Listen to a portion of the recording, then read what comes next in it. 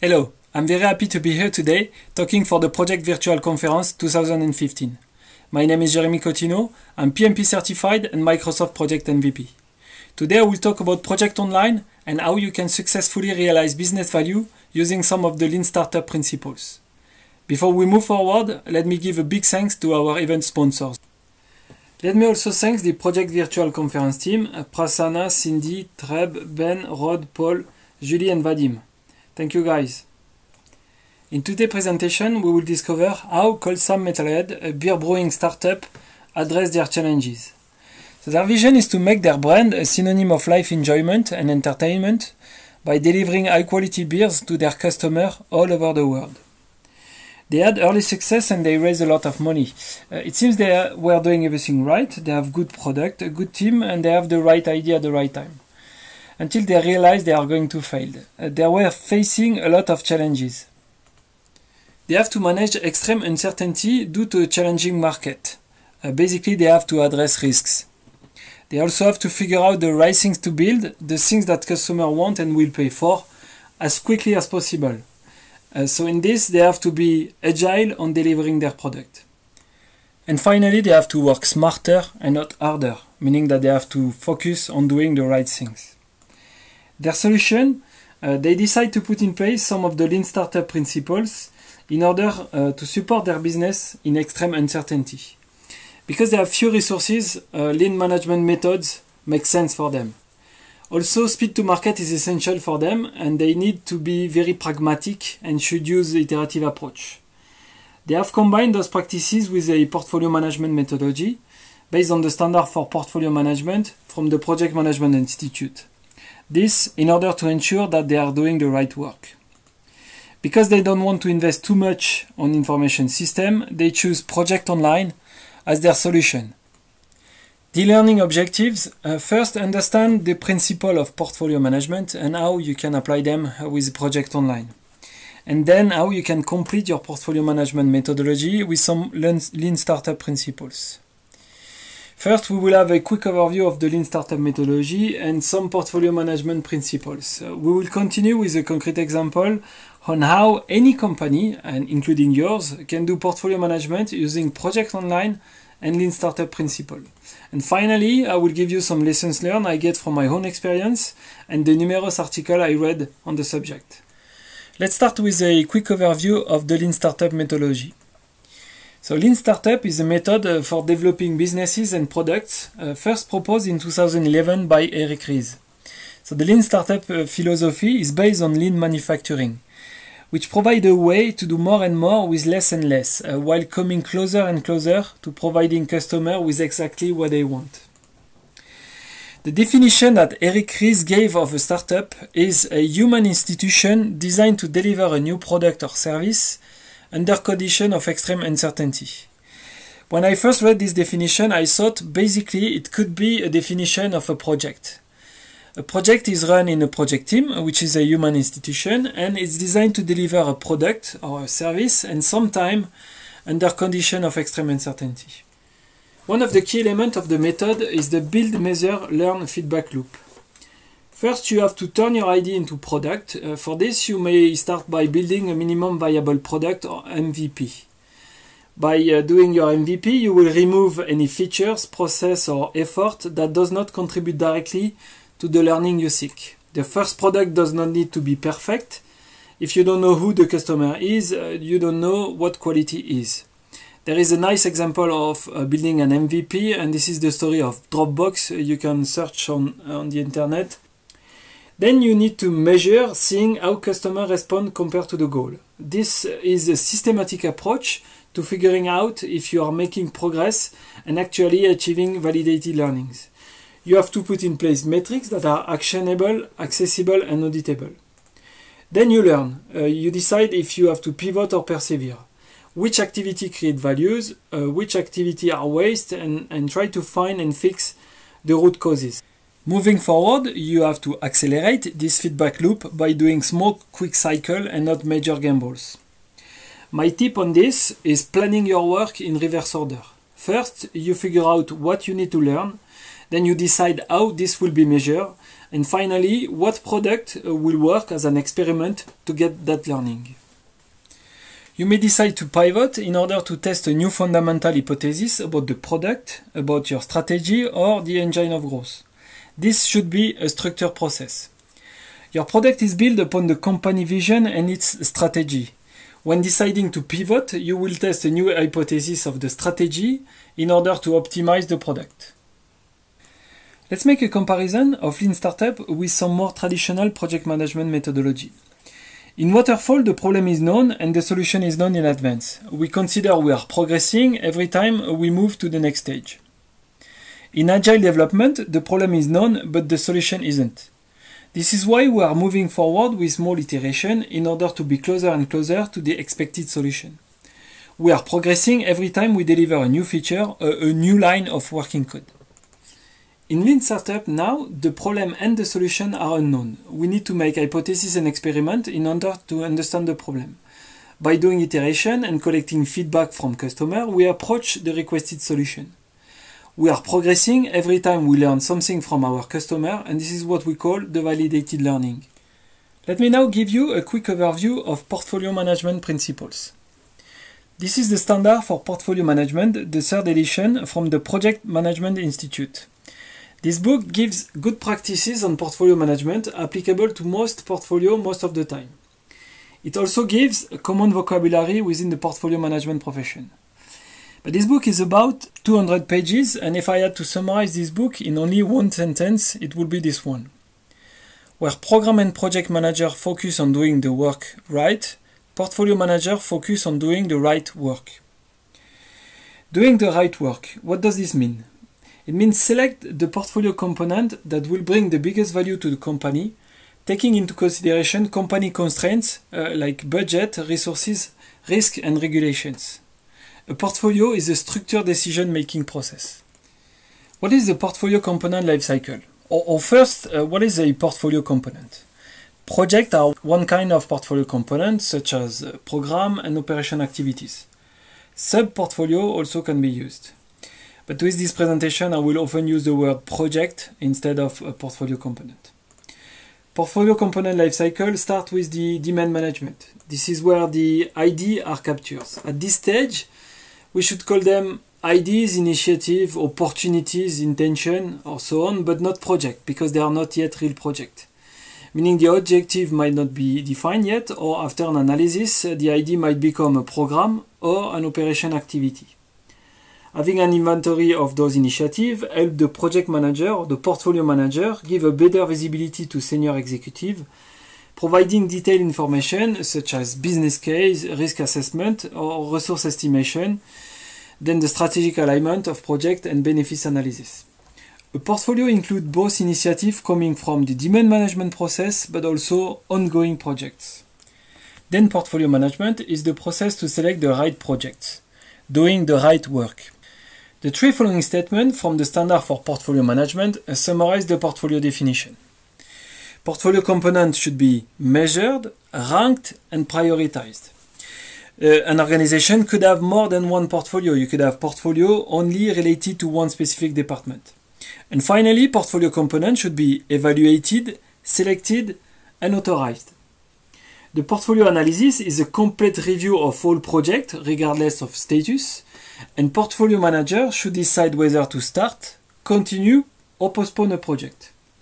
As the portfolio is alive, some new initiative with higher strategic impact or priority might require other projects to be stopped or postponed. This is around those elements that a project online or project server will bring the biggest added value, helping portfolio manager in the process of portfolio prioritization, cost-benefits analysis, risk management, and project selection. And we will see how. Finally, project management techniques ensure that projects are successfully delivered. The project is then authorized and handed over to project manager who will plan it, manage resource, so work, material and cost, and ensure project is a success, balancing a project constraint such as scope, quality, schedule, budget, resource and risks by realizing the planned business value. This is doing the work right. One of my favorite questions is, do you think it's possible to make agile portfolio management? Let's make a comparison with the software development agile methodology. We start normally with the product backlog, which is for the agile portfolio management, the list of projects coming from the demand management. Then you define your sprint backlog. This is where you have your portfolio selection and the list of selected projects. You make your sprint, and this is where we are doing the project implementation. At the end, you have your working increment of the software, where for portfolio management, you have delivered projects and validated learnings. So clearly, yes, I think that we could do agile portfolio management. This is the third part of the presentation where we will see which of those concepts can be implemented within a project online. The first one is the demand management. We need to be able to capture ideas on a standardized way, I mean in line with our company methodology, to be able to refine them, being able to create business case, define cost and benefits analysis, or define business value. Then we have the process of selecting the right project to run. This is the portfolio management process. And then we can plan and manage our project. This is the project management, and this is not part of this presentation. Starting with the demand management, let's do a demo. I will show you how we can set up demand management and project ideation, how we can log a new ID. We will see how during your project review board you can move from an ID to a project, and then we will see how the project is displayed on the project center. So let's move to project online. This is my project online instance with my very nice homepage, and this is where I decided to put my project ideation list. This list is no more than a SharePoint list where I put some custom fields. If I want to create a new ID or to record a new ID, I will be prompted with this form. I have to first set the project name, which is in fact the ID name. Then I will have to input a description. Again, this is to help the project review board to understand my initiative. I will have to set a project priority. So this is based on the Moscow prioritization. So let's say it's a must-have. Then I can set my expected business benefits. So expected BB. Also, to make the link with the lean startup, I can set in this field the list of validated learnings I want to achieve while running this project. An estimated cost, so let's say it's 20K, and then a status. Based also on my experience and what we put in place, we have the following status. First, it starts with a new. So this is a new ID. Then the ID is reviewed during the project review board. If the project review board approves the review, the status is set to create project, so that when the project online administrator come and see the new ID set to create project, he can create the project. When the project is created, then this is a project, and this is the end of the process. In the meantime, we can decide to cancel this project. For the demo, and again based on this lean principle, I made no default value, no workflow, no stuff like this, but this is something that you could put in place on your production environment. So I create my new ID. If I want to see my new ID, so it's a must-have ID, which is here. Also, I have created other views, views grouped by status, for example. So I will see my list group by status, and I have my new ID here. Now, during my project review board, we will review the detail of this ID and then decide to create a project from this.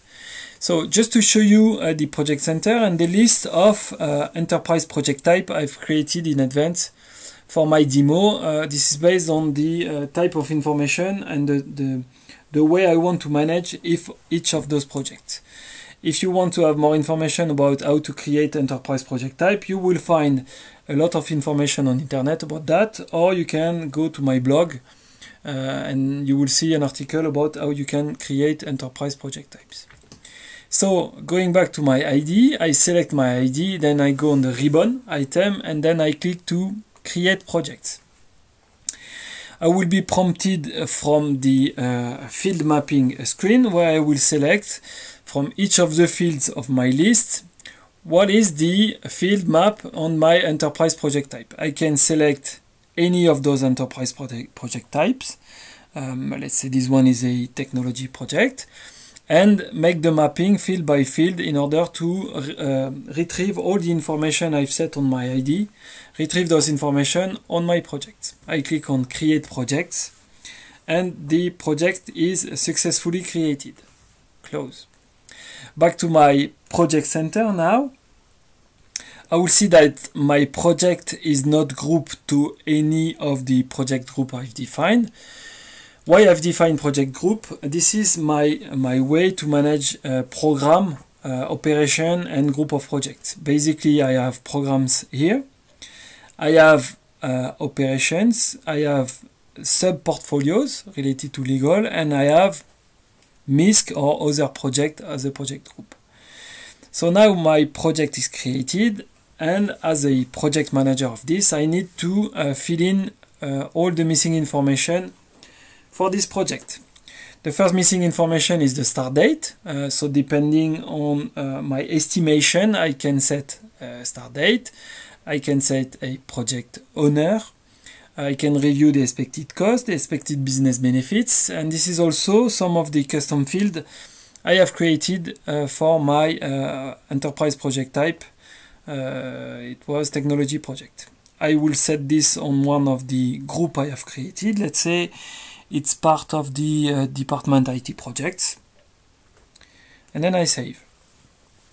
So this is the first set of information I need to review when I first hand over to this project. The second and third point, and we will see it later, is I can start to define a schedule. If this is a project I know, a type of project I know, I maybe have in advance the list of tasks that should be done, or I can also define the resource plan for this project.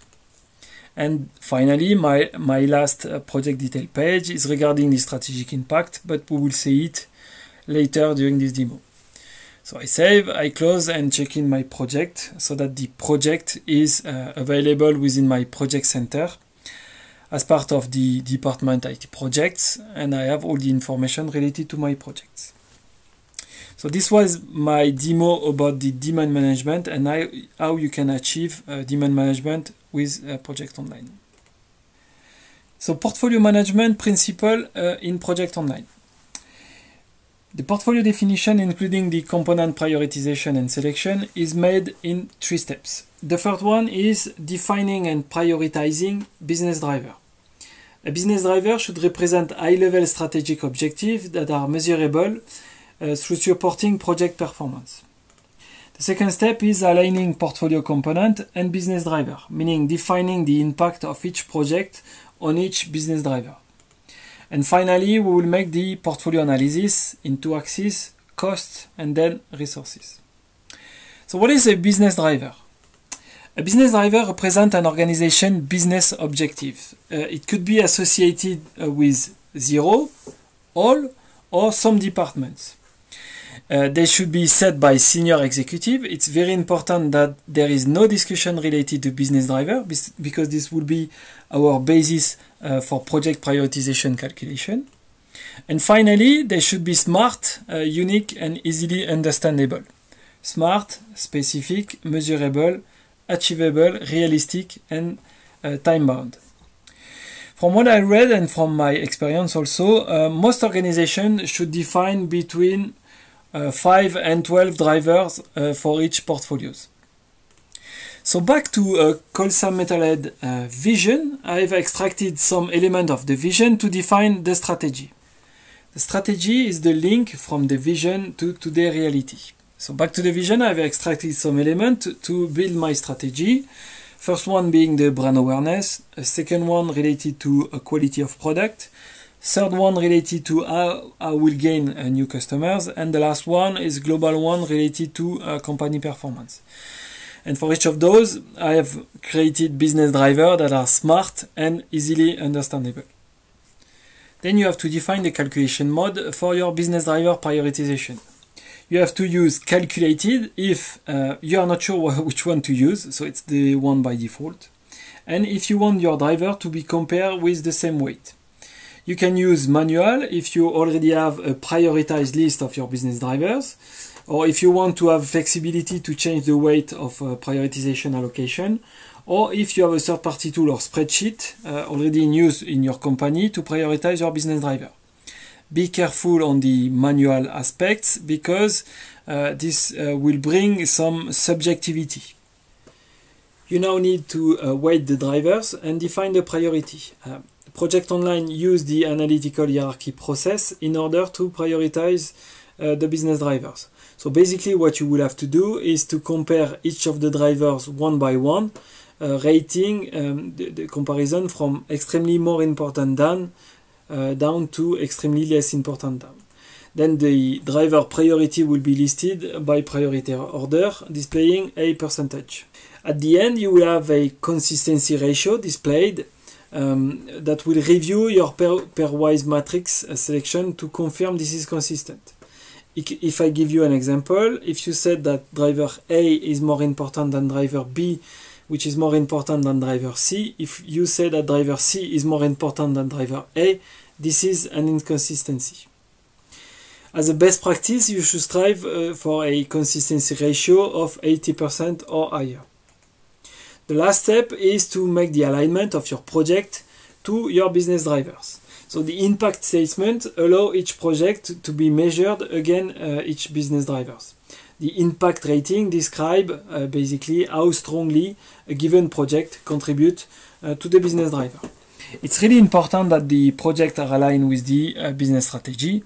If I give you an example, if you work at IBM, and someone log an ID which is to open a new McDonald's franchise. So McDonald's franchise rarely failed. It's a good investment of money, but clearly is not aligned with the business strategy of IBM. So next demo, quickly I will show you how you can define business drivers, also how you can define department business drivers, how you can make the prioritization, and I will show you how you make the alignment of project and business drivers. So back to Project Online, and I will display my business driver library. As you see, I already set some business driver, and some of them are assigned to a specific department. If I open this one to show you in detail, I have to first set a name and the description. Yeah, thank you. Define the department. So no department mean this apply to all departments. And then I will have to set the impact statement for each of these. Again, the key is this should be smart. Now going to the business driver prioritization, same story. I can create company prioritization or department related prioritization. So from the prioritization, if I go back to the definition, I give a name, I select the department if any, I select my prioritization type, calculation mode, I select the list of business driver I want to compare, and then this is the AHP procedure. I compare each of the driver to the others with the rating system. Then I have my list of drivers set by priority with the given percentage, and the consistency ratio. This one is a quite good one. I can export to Excel to have this list of business driver and the prioritization. Now I have to align project with business drivers. So I will open one of my projects and see the project detail page called strategic impact. And this is where I will define how strongly a given project contributes to the business driver. So in this example, the creation of the VIP club, I think that there is no impact on the improvement of the distributor relationship with effective channel management. On the other hand, I think that there is a moderate impact on increasing the brand awareness, because I think that people from my VIP club will talk to their friend, so it will increase the brand awareness among those people. And I'm done. So back to my slide deck. What this brings us? This brings us the objectivity. The objectivity is key because you don't want to deal with opinions or people influence and power. you need facts and figures to make good decisions. And this is the added value of this automatic calculation for business driver prioritization. Now, the last step is the portfolio analysis by itself. The portfolio analysis is defined in 4 steps. The first one, you make your definition and then you prioritize your project. The second one is you review the priority. Third one, you make the cost analysis, and the last one, you make the resource analysis. So this is the Coltham Metalhead portfolio, the list of projects I have to analyze. These are my 3 programs. This is my sub-portfolio for legals. This is non-related to any of those program projects. And these are my operation activities. What I made in advance, I try to map those projects on a timeline. I often have the question of, do we have to integrate our operational activities within our portfolio analysis? If you want to make a correct resource analysis and a correct cost analysis, of course, yes, you have to do it. Because a resource or a budget assigned to an operational task cannot be assigned to another project. You can also define links between your project. There are 4 types of links. The first one is the dependency. You select the project that you want to set up a dependency for. That's the primary project. And then you select the project or the projects that are required by the primary project. The mutual inclusion is you select the project and all the project dependent to this one, meaning that if I select one, automatically I have to select the other one. The mutual exclusion is the opposite. If one is selected, other ones cannot be selected. And the finish to start, basically when a project is finished, I can start the next project. All those activities can be done during the portfolio reviews meetings. Those meetings are the meetings where you can answer those questions. Can or should resources be shifted from one portfolio project to another? And if so, how much will such a shift impact schedule? Has project scope changed, and what is the effect on the project finish date or final cost? Basically, it's a high-level review of all the projects in the portfolio with the intention of updating the project priorities for every project in the portfolio.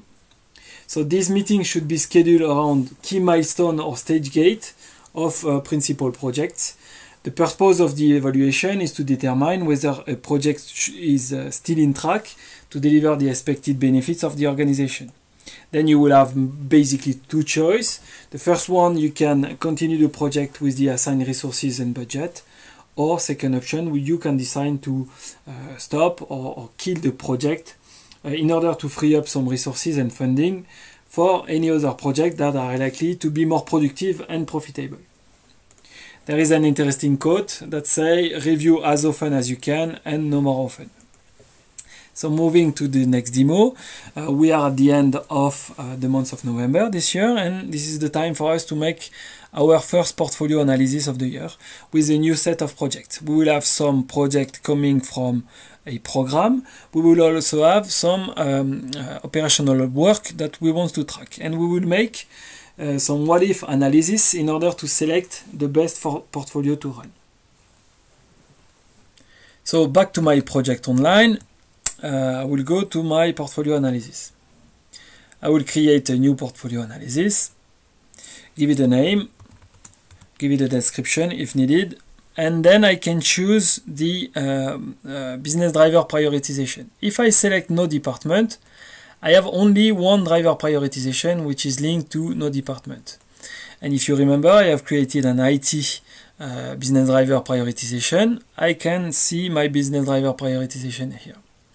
So I will unselect the IT department. I will select my project for this demo. I've set a custom field so that it's easier for me to find a project belonging to my portfolio analysis. I will make my cost analysis based on the estimated cost field. I decide to make a resource analysis. I will define also the planning horizon. So we are in October, so let's say we start in November till the end of next year. I choose roles as my custom fields that contain the role of my resources, and then I click next. So I will see the project impact statement against each of the drivers, and I can choose at this stage to make a change on my business driver impact statement. If I continue now, I will have the prioritization of my projects, and this is clearly what I love to call objectivity. Now I can start my cost analysis around my projects. If I made no change, now I see that I can achieve 100% of the strategic value by spending more or less $990,000.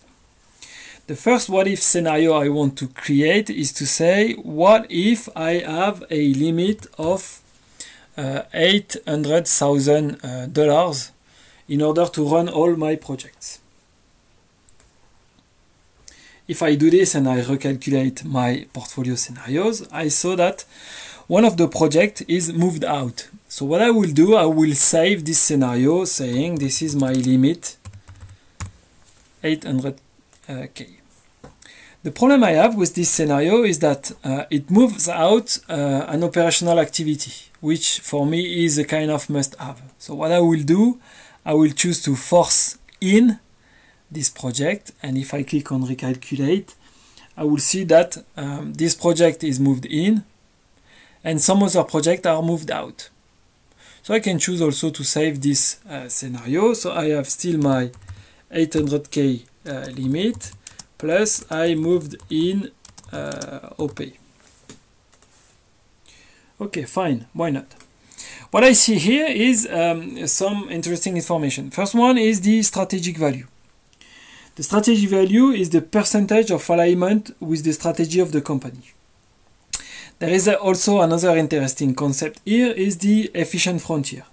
The efficient frontier is a concept defined by the Nobel Prize winner Harry Markowitz, so in finance, that say optimal portfolio is the one that delivers the best possible return for a given level of risk or investment.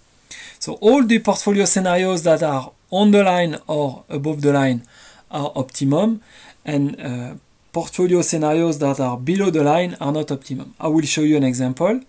If I decide to move out this project, which have the biggest strategic impact, if I recalculate this, then you will see that my portfolio is clearly not optimized, because with the same amount of money, I should be able to achieve more or less or very close to 100% of the strategic value.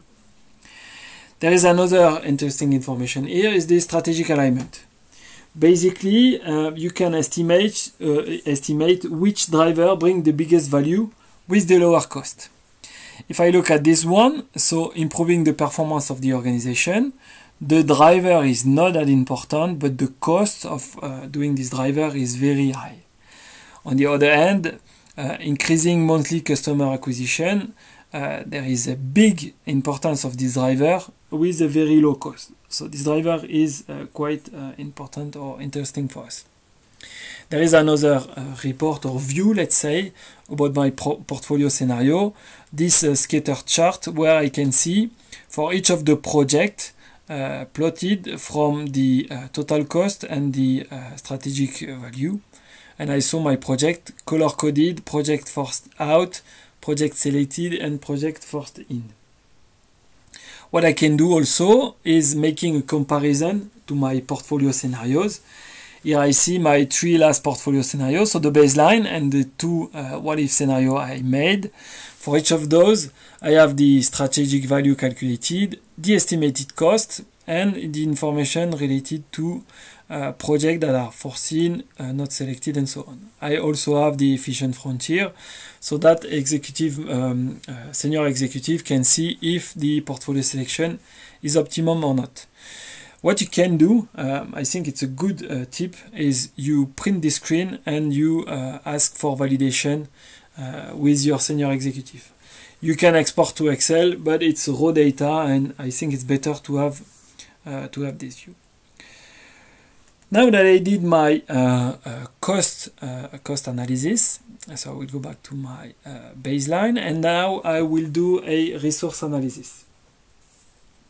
So by default, the resource analysis take into consideration the resource I have within my company. And this explains why basically I cannot run those two projects, because I think that I do not have enough resources in order to run those projects. If I go on this report, requirement detail, I will have all the information I need regarding the resources missing for those projects. So for the first project, the receipt one of the ale beer, I need one brewer and I have no brewer available. So if I go up to the availability, I see that for the brewer and for this period I have no brewer available. And same story for the laptop deployment for employees. I need an IT manager and I don't have an IT manager available at this time. What I can do now is trying to find the next time, for example, the IT manager is available. So if I go up to my resource availability, I have IT managers here. And I see that basically, why not here? Starting from October, I have more than one IT manager available. So let's see if I can move this project to start, let's say in October, so it's in October next year. So I go back to my Gantt chart. And then for the laptop deployment for employee project, I said the new start date, so it's not November this year, it's November next year. I recalculate my, my portfolio analysis, and no, I move too forward, sorry, it's October, recalculate this. So what it said, the error message, it said that because my horizon was ending in December, this project is duration is more or less 3 months, and it's too far. So if I set the start date, the new start date to October 2016, then without adding any new resources, I'm able to run my laptop deployment for employees project. I can, as I did for the cost analysis, I can solve this. So it's a moving project. We don't care about this. And then I can make the portfolio comparison. And then this is the same report as the cost analysis. I have my baseline and I have my new portfolio analysis. As you see, the strategic value is higher because I'm able to run another project.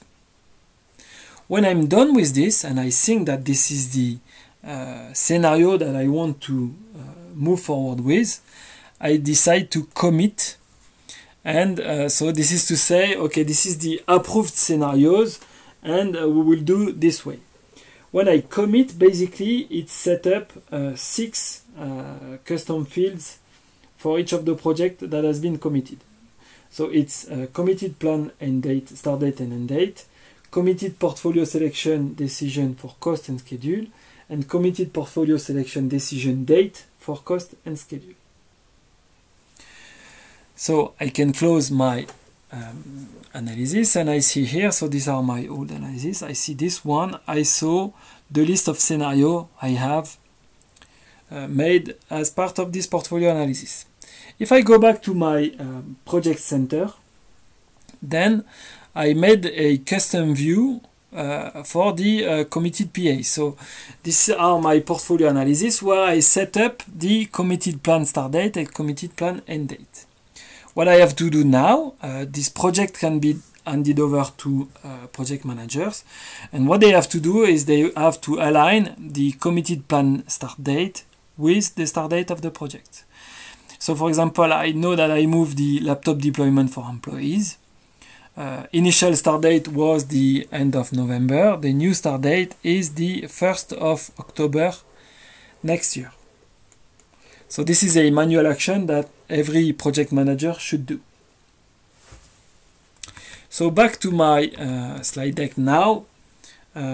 So we are now in the next portfolio review meeting, and one of my project is done. So the project done is the receipt one of my lager beer. So this is one of the projects of the program lager beer, and also this is something I learned from the lean startup process. You can use Kanbans in order to validate your learnings. So So the Kanban is a capacity constraint. So basically you can decide that the features completed cannot be more than, I don't know, 3 or 4 at the same time. So this will force you to move to the process of validation. So this is one tip I want to share with you regarding the validated learnings. So moving to my next demo, now we are at the end of February, and there is a new flying project, which is a new legal procedure we should put in place. So legal procedure, I've created a project, and I must change my high-level planning in order to be sure that I run this project. I have also another ID that has been recorded on my Innovation Hub, so my list of demand management. As I said, the recipe 1 of the lager beer is completed. And as part of the validated learnings, so the survey I made to my customer to know them and to have feedback from them, basically I found that the recipe 1 is not that correct, and this is not what my customer are waiting for. So I decided to create a new recipe of this lager beer. Creating a new recipe of this lager beer, of course I need to run also other projects with the same type of configuration in terms of team, and basically I may need to hire a new resource. Okay, so back to my project online. I saw that I have my new project that has been created from my ID, but the portfolio review meeting decided not to include this new ID into the portfolio analysis. On the other hand, I have this new legal procedure, which is a must-have. I have no choice, which for the guys on the US, you know it, it's I have to declare my activity to the Alcohol and Tobacco Tax and Trade Bureau. So this is a must-have. I must integrate this project into my portfolio analysis. So I will create a new portfolio analysis, giving another name, same driver prioritization. I need to select my project for this second demo. So let me filter by this. So my project PFA2 are those ones. Okay. Next, I am still using the estimated cost as my cost analysis field. Now I will change the horizon, because now I moved, I'm at the end of Feb, so I will choose beginning of March till the end of the year, and still using role as my custom field for the resource role custom field. Yeah. So I am on my prioritization review, no change. Then I will have my project on the prioritization order. And then I'm back to a new cost analysis for a new horizon with new projects. So I think you get the point about making what-if scenario with limiting the cost.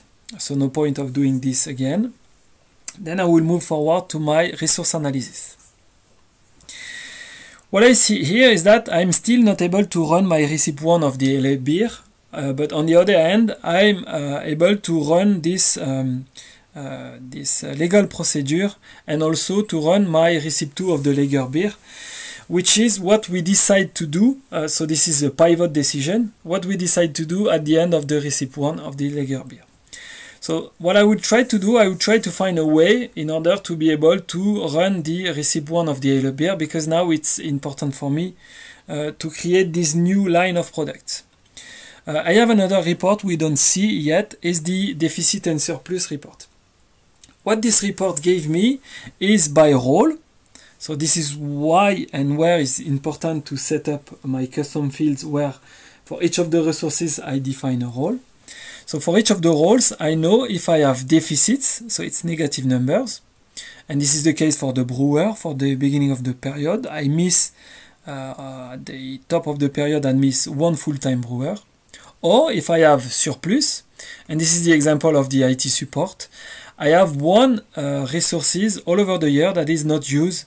And basically, this is where I can make a decision to remove a resources. If it's a consultant, I can stop the contract or decide to change the role of my guy. So back to my Gantt chart, I will try to hire one more resources and to see if I'm able to run more projects. What I have to do first, sorry I missed this, is before I should be able to run packaging project, I have to run all my receipt project to find the good receipt of each of my beers.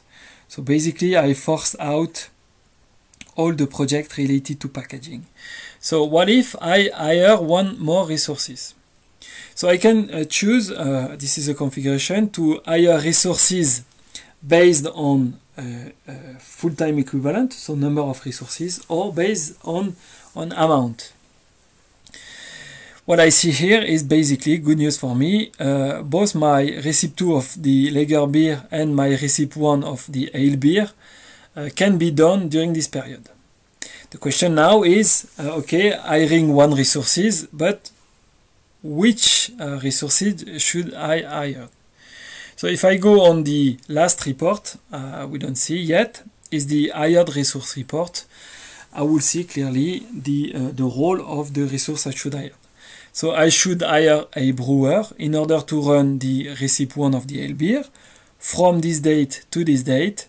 And because I set a standard rate for these resources and I have estimated the amount of work that should be done, I have an estimated cost of hiring these resources. So same story, I can save my portfolio scenarios, compare portfolio scenarios, and once I'm happy with this, I can move forward and commit my scenario. So what I will do now, before I move to my next demo, I will hire a new resource of role brewer, and I will do it on my resource center. So back to my slide deck. Now, so I'm done with this period, and I'm moving forward to the next period. For the next period, I'm just done with one of my projects. So this is the first phase or the first module of the implementation of my ERP project. And basically, during this project review, the information I get from the project manager are not that good. You see here on his report, the project performance for the budget cost is not good. There are a lot of risks. We have a problem with the issue resolution. The risk scoring graph gives me something that I don't really like to see. So basically, I think that what we will decide is to stop the implementation of the ERP and not doing the phase 2 of this implementation. I have also done another project, so my famous ale beer receipt. And for this is the result of the survey I made to my customer for this receipt. And what I see is basically half of the customers said that there is not enough gravity on the beer, and a quite big percentage, so 40%, thinks that there is not enough bitterness on this beer. So what I could do in this case, and this is also one of the learnings of the Lean Startup method, I will do what we call a split testing. So a split testing is I will run in parallel two projects that have the basically the same concept, but at the end I will have two different validated learnings, and at the end I can choose if I will go for the receipt 2A of the ale beer or the receipt 2B. As I said again, we will stop the implementation of our ERP projects. Okay, so back to Project Online for my last demo.